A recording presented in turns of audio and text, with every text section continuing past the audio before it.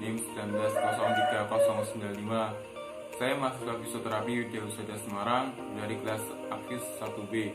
Di sini saya ingin menjelaskan tentang anatomi dari elbow joint dan juga kasus-kasus yang terjadi pada elbow joint. Simak video berikut.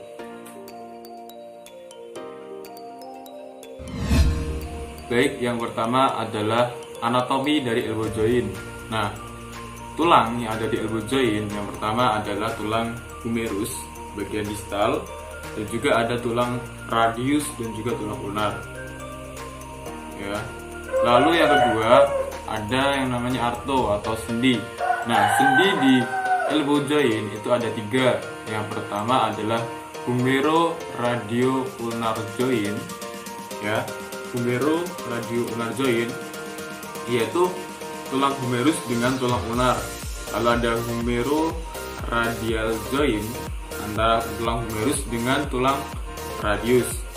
Dan selanjutnya yang ketiga ada tulang radio-ulnar bagian proximal joint, yaitu perpaduan antara tulang radius dengan tulang ulnar bagian proximal. Baik, selanjutnya kita akan membahas tentang otot atau miologi.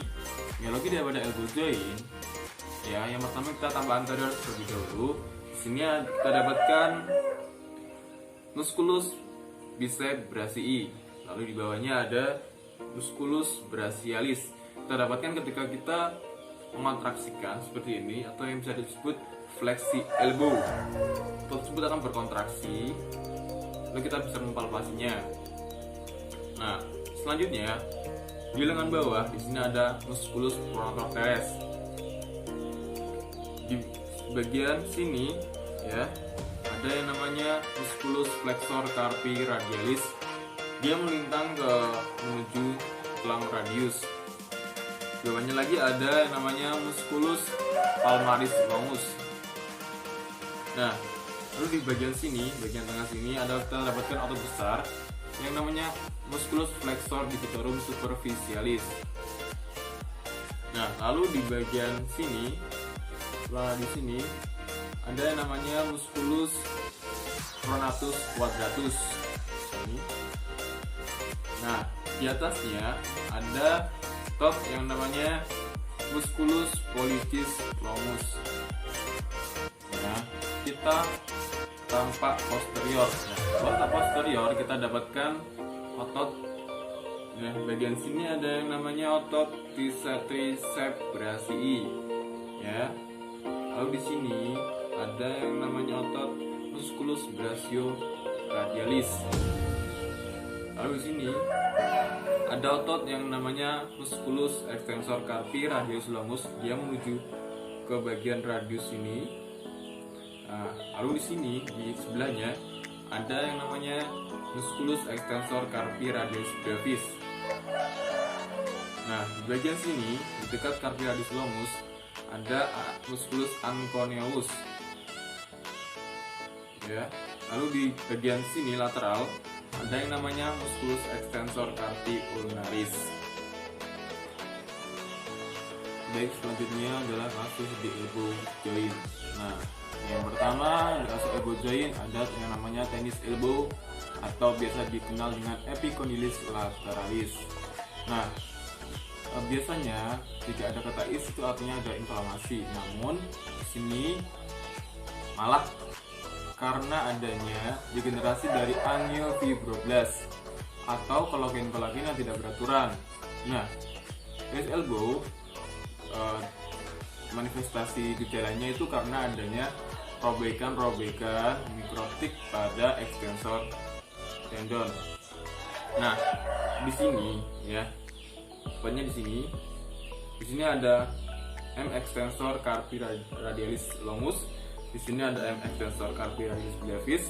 Di sini ada M extensor communis, digitorum communis. Nah, sakit tersebut ada di sini, di belakang extensor digitorum communis sama extensor carpi radialis brevis di sini.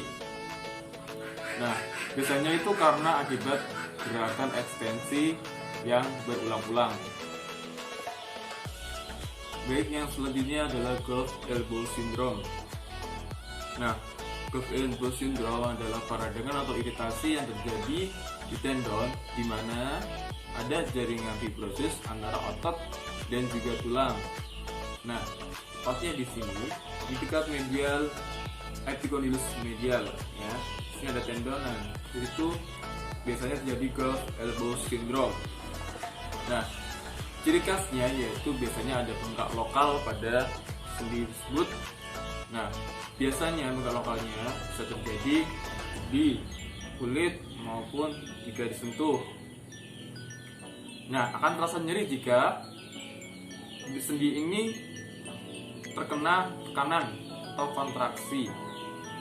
Nah, penyebab dari golf elbow syndrome sendiri yaitu karena mikrotrauma atau gerakan ulang, ya, gerakan ulang dari fleksi pergelangan tangan atau pronasi siku, ya. Nah, yang kedua karena adanya degenerasi jaringan tendon. Selanjutnya, ini ada trauma langsung pada sendi di siku bagian dalam sini. Nah, selanjutnya adalah strain, ya. Strain pada otot fleksi carpi radialis dan pronator teres. Baik, selanjutnya adalah yang ketiga adalah kasus bursitis oleh Cranon. Nah, apa itu?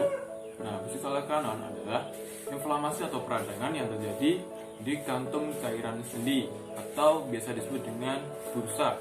Nah, fungsi bursa sendiri yaitu adalah membantu gerakan dua tulang pada sendi sehingga terjadi gerakan sesuai dengan apa yang kita inginkan. Nah, otomatis jika terkena bursitis, maka gerakan tulang tersebut akan terhambat sehingga juga terjadi nyeri pada sendi tersebut.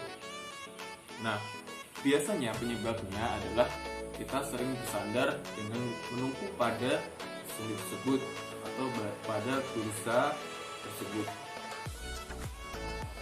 Baik, yang selanjutnya adalah radial tunnel syndrome. Nah, yaitu gejala akibat adanya penekanan saraf radialis dan di sepanjang terowongan radial, ya, tepatnya di lengan bawah bagian atas, yaitu yang dekat siku. Nah, biasanya gejalanya yaitu adanya nyeri yang menusuk di bagian tersebut. Biasanya karena gerakan pergelangan tangan yang diluruskan atau dikontraksikan atau jari yang dikontraksikan juga. Nah, atau biasanya juga saat kita mengangkat beban, maka akan terjadi kontraksi di sini sehingga menyebabkan nyeri terasa di bagian saraf tersebut. Biasanya dapat terjadi karena kelemahan otot atau kelelahan otot ya di bagian sini, ya. Ini karena terjadi kelelahan otot tersebut sehingga tidak bisa menstabilkan saat kita mengangkat ataupun menggenggam daripada suatu beban. Baik, itu tadi adalah penjelasan anatomi dan juga kasus-kasus di elbow joint. Saya Wahyu Pratama Putra. Jika banyak kesalahan, saya mohon maaf. Assalamualaikum warahmatullahi wabarakatuh.